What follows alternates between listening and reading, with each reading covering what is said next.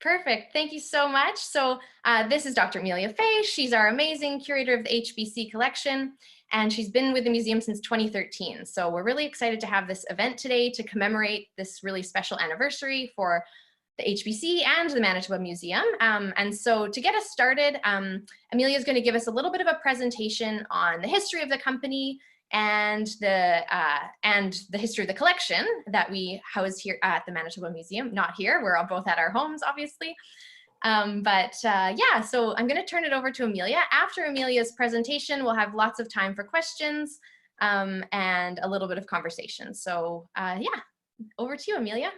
Great, thanks so much, Rachel. And thank you everybody for joining us on this very windy Saturday. It probably feels nice to kind of be inside. So I wanted to start off with a land acknowledgement, which we're all getting pretty used to.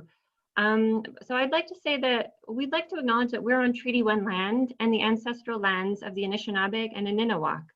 These lands are the unceded territories of the Dakota and the homeland of the Métis Nation. Winnipeg became a hub for the fur trade in the 19th century, but we acknowledge that it's always been an important meeting place for First Nations peoples.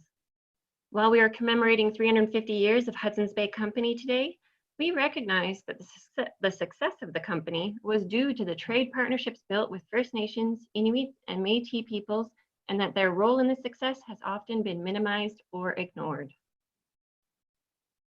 So with that, I would, as Rachel said, I'm going to start with just a brief presentation. So I'm going to bring that up on the screen now, and then you should still see our faces, or perhaps Rachel's muting her face.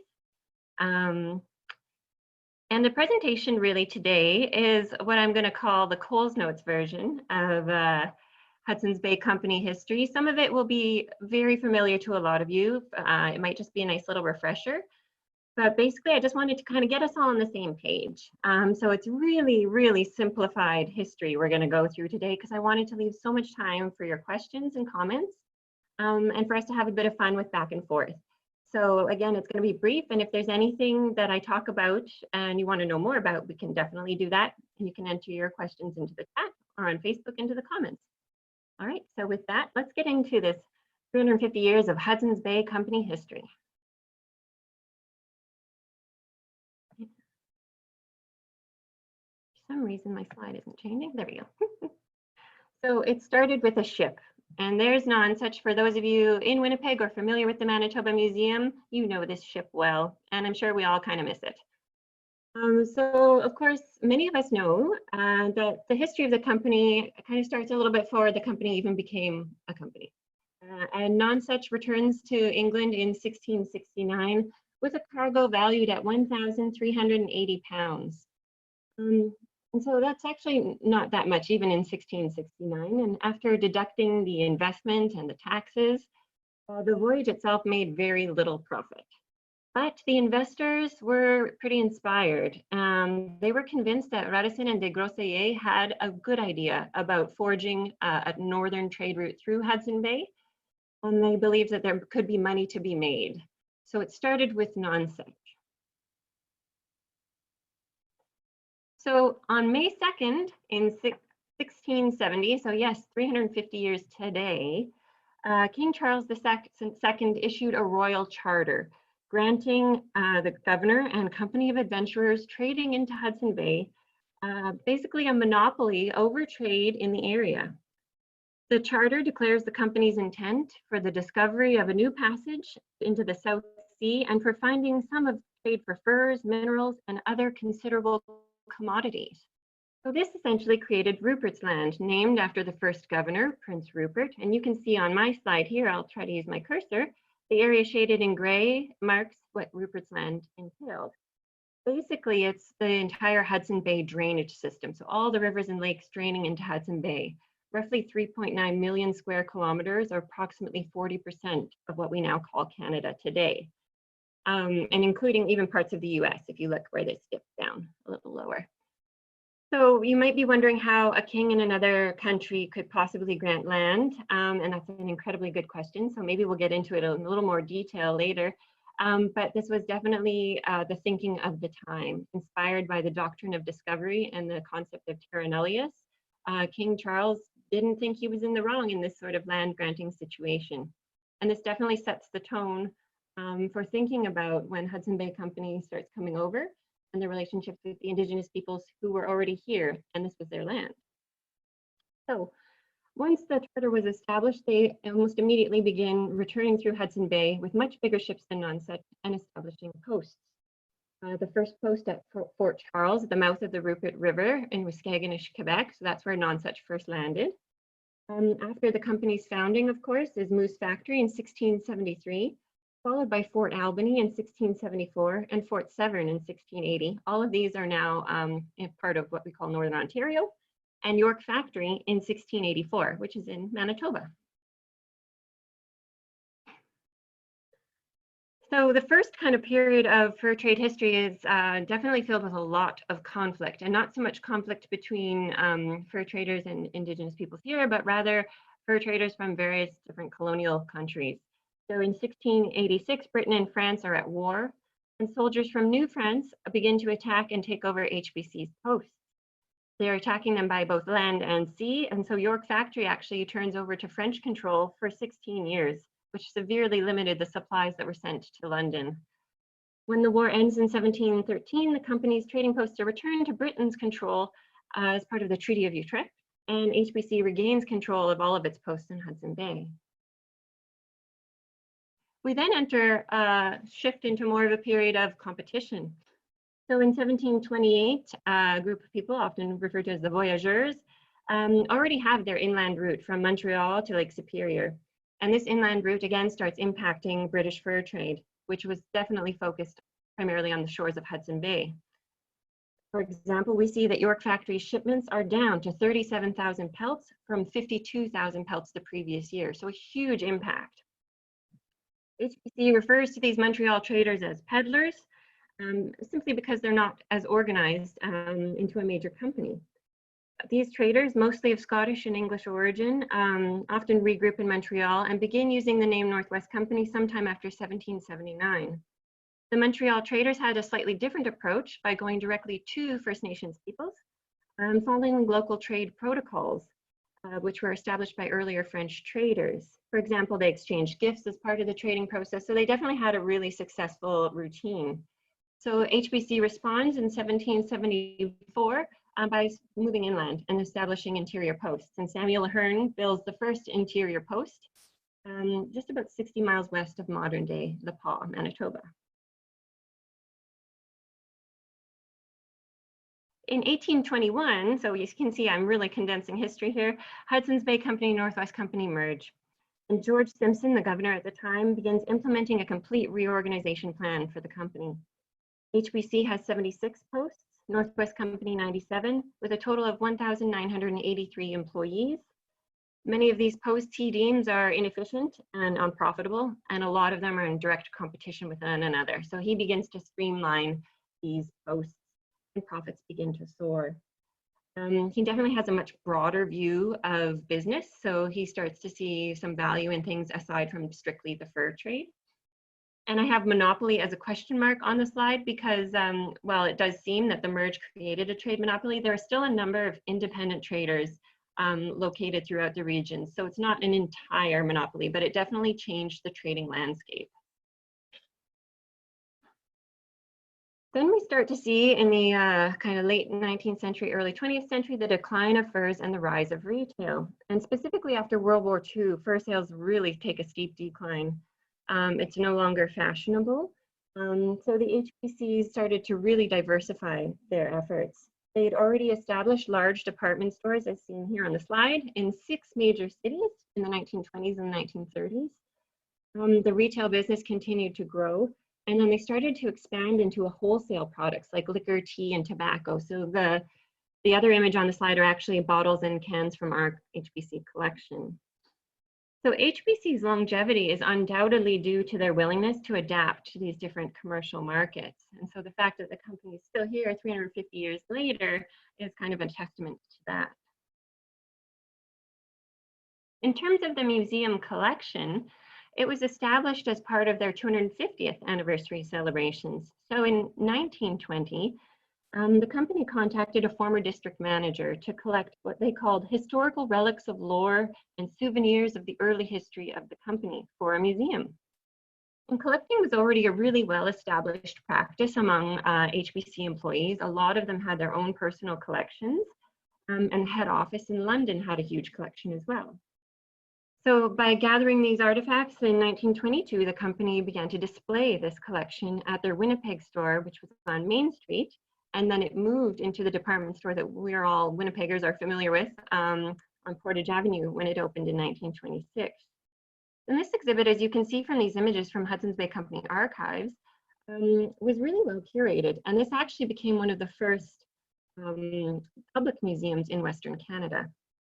So a call further went out to other employees in the company to fill in gaps in the collection, and artifacts were donated, purchased, and even traded for the collection. The collection even expanded with the transfer of artifacts from Vancouver in 1935, and then Beaver House in London in 1972. In 1960, the museum closed in the retail stores, and the artifacts were loaned to the province of Manitoba and shifted to Lower Fort Garry, where some went on display. In 1994, the collection was officially gifted to the province of Manitoba to the Manitoba Museum, and it continues to grow there today. So one of the early and biggest contributors to the original HBC collection is this gentleman pictured here under the arrow with the really wonderful mustache. This is F.D. Wilson, and he's a former district manager for James Bay. He knew the region really well, so he was contracted by being a pensioner to go back into the region on a collecting mission during the summer of 1920. And they actually spent considerable dollars for him to do this. And so I just put this slide up there to show kind of some of the early contributors to the collection, just to give you an idea of how this collection came to be, right? HBC is a corporate entity, and this collection was initially produced to celebrate them as a company and a corporation. So it's got this really unique kind of colonial layer to it in terms of what they thought was interesting for a museum collection and what they thought would be exhibitable. At the same time, there were other massive celebrations for their 250th anniversary, not only building the museum collection, but they produced a huge feature-length film that premiered first here in Winnipeg on this day, and that was Romance of the Far Fur Country. This film was recently resurrected from the British Film Library by a local filmmaker and wonderful person, Kevin Nichol from Five Door Films. And so if you can ever get a chance to watch it, it's incredible. And as you can see, the other image on the slide, not only was the film a huge part of their celebrations, but they had massive pageants and other celebrations to really mark their 250th year. But not to be outdone by the 250th in 1920. In 1970, the company really went all out by commissioning the construction of a full-size replica ketch of Nonsuch, that first ship that sailed in 1668 for those investors. This ketch was built in Appledore, England, and was constructed using the same methods as 17th century shipbuilding. So right down even to the hand-sewn flax linen sails. So Nonsuch had a UK tour before being towed across the Atlantic, and then have a tour through the Great Lakes of Canada, which many Canadians remember. It stopped in a lot of different towns. It was then partially dismantled and put on a truck, driven to the West Coast. It did a tour there, both Canadian and US waters, and then popped back on a truck, and it came to Winnipeg. And so here you can see when it arrived in winter, which is always great for Winnipeg. So just a few key dates for Nonsuch's arrival. There was a groundbreaking ceremony. So they knew in August 22nd of 1973 that Nonsuch's final home was going to be in Winnipeg. But it arrived a bit early in September 2nd. So it stayed at Riverton Boat Works until the museum space was ready for it. It arrived at the museum, as you see on these pictures here, on November 19th, 1973. And the transfer of ownership happened in January 31st, 1974, from Hudsons Bay Company to the Manitoba Museum. And the official gallery opened in 1974. And we just reinvigorated and renovated the gallery, which opened in 2018. So as I mentioned, the HBC Museum Collection was hanging out at Lower Fort Garry for a while, and the company wanted to find a more permanent home for it. The Manitoba Museum had a really strong case for it because we already had the Nonsuch. It took a number of letters of support from Manitoba chiefs and a lot of important players in Winnipeg and Manitoba's heritage sector to make that happen. So the official transfer of the collection occurred in 1994. And the really cool thing about this was that the company also provided funds for the museum to construct an entirely new wing to house the collection and to display it. So if you've been to the museum, the HBC gallery and everything kind of above it is all relatively new in the 1990s. And the other really great thing is that rather, actually I should add that the collection was deemed of national historic significance by the Canadian Cultural Property Review Board. And that increased its value greatly. And so the other cool thing that the company did was rather than take a tax receipt for their donation, they created the Hudsons Bay Company History Foundation with two named endowment funds, one for the Manitoba Museum and one for the Hudsons Bay Company Archives. And this fund helps support both institutions with the long-term care and maintenance of these really important, historically significant collections.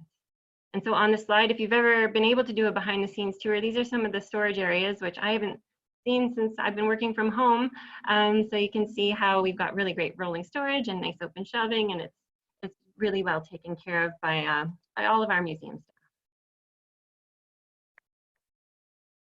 So currently there are more than 27,000 artifacts in the HBC collection. And this image is just showing you one case that's in the HBC gallery, which opened in 2000. Approximately 2/3 of this collection are of Indigenous origin, so that's a huge amount of the collection.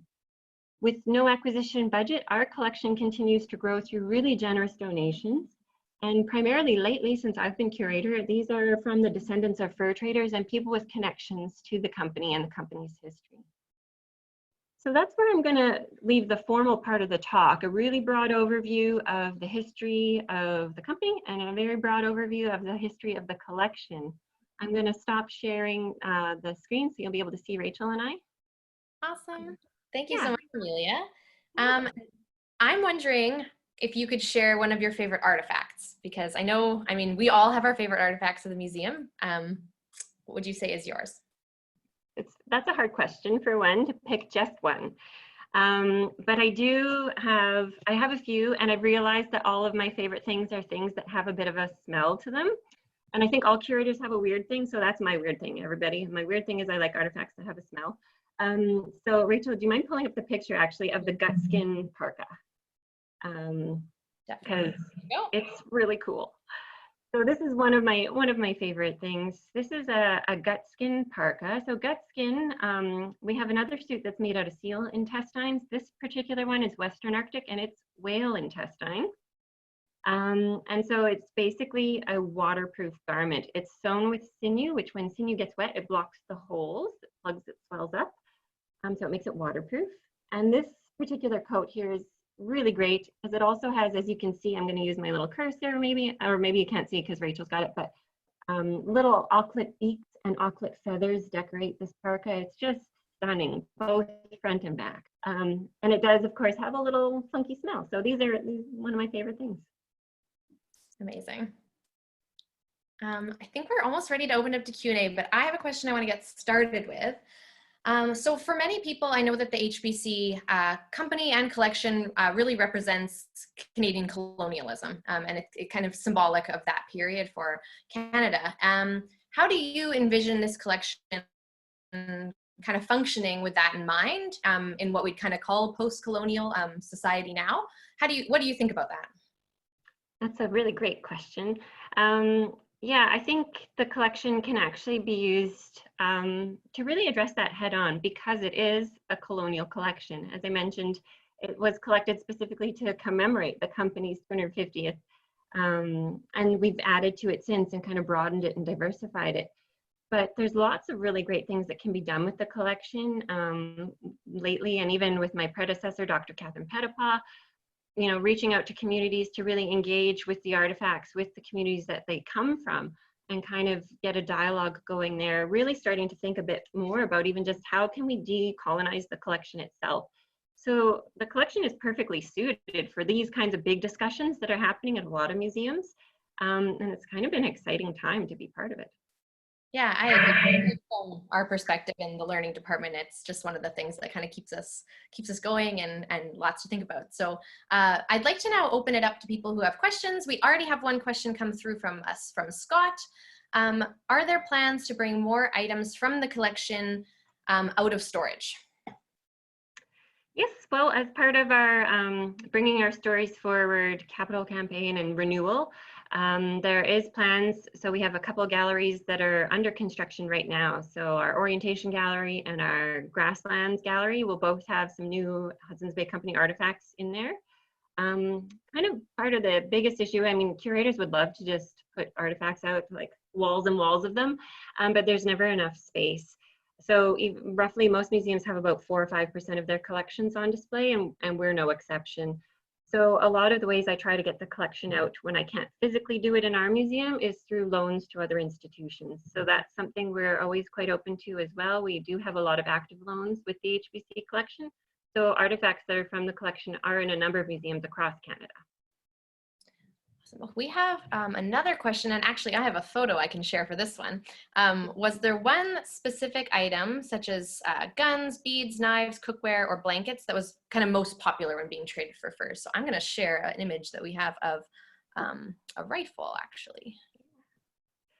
There were definitely quite a few artifacts that were super popular, and what you've listed actually are a lot of them. So guns, of course, became one of the big popular trade items.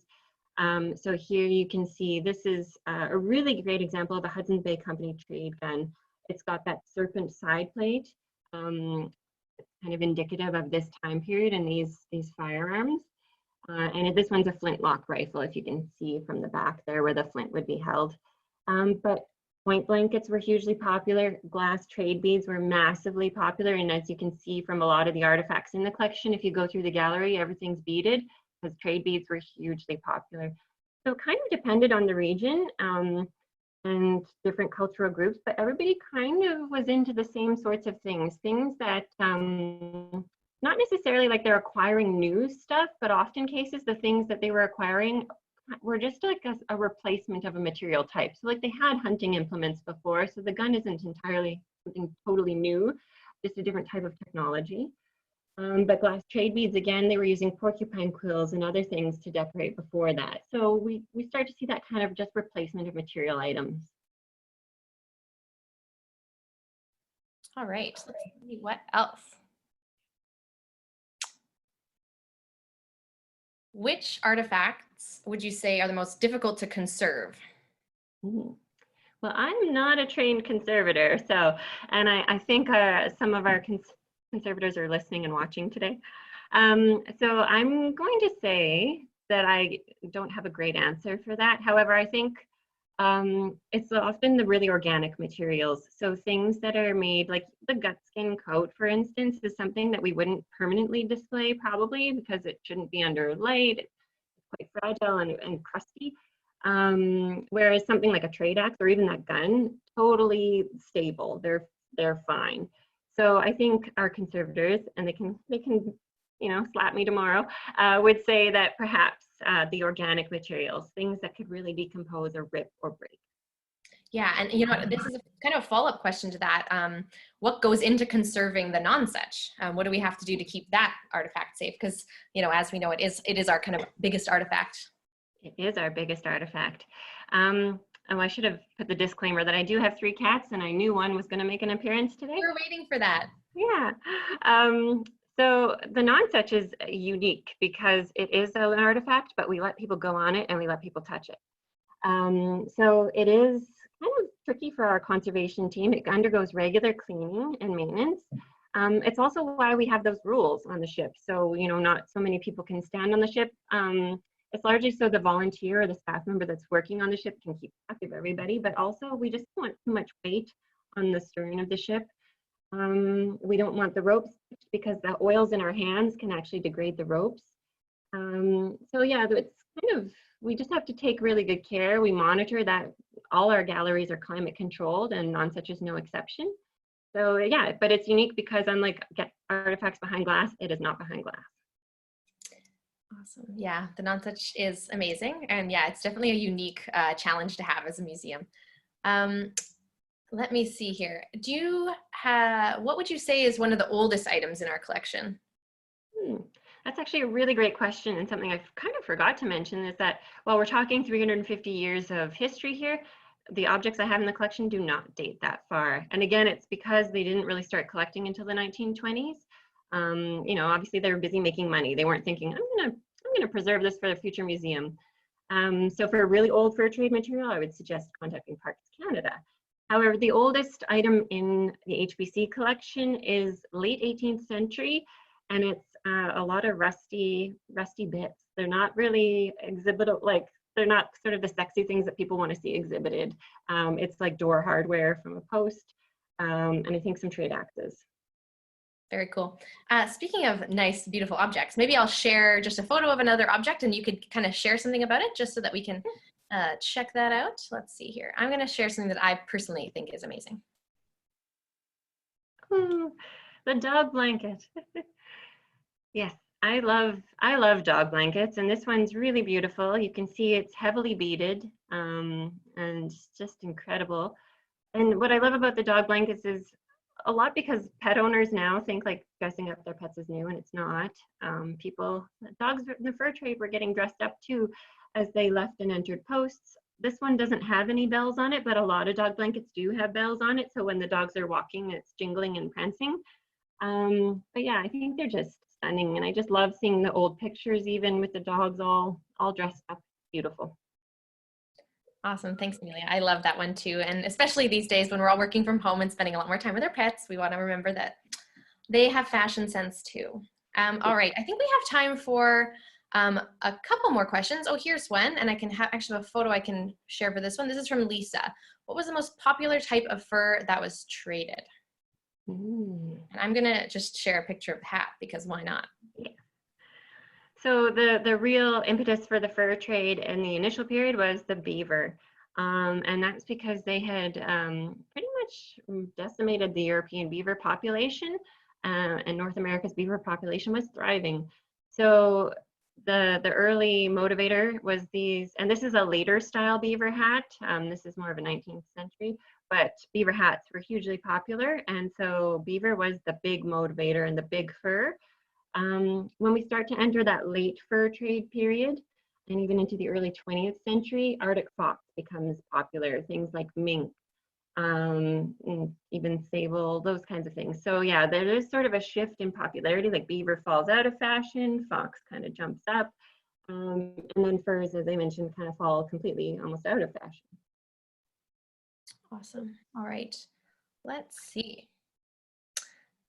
Question from Andrew. Who is your favorite fur trader? And why? Oh, that's a hard question because there's so many. And for me, I kind of like the ones where we don't know much about them. But if I had to pick a favorite, well, I really like David Thompson, and this might be controversial because, you know, he worked for HBC and then he worked for Northwest Company, but he was like, his mad cartography skills were pretty impressive. The fact that he really acknowledged his Cree wife and they had this family, and like he ended up being completely poor in the end. I mean, his story is just kind of heartwarming, but I think his contributions to the fur trade were really great, particularly his cartography.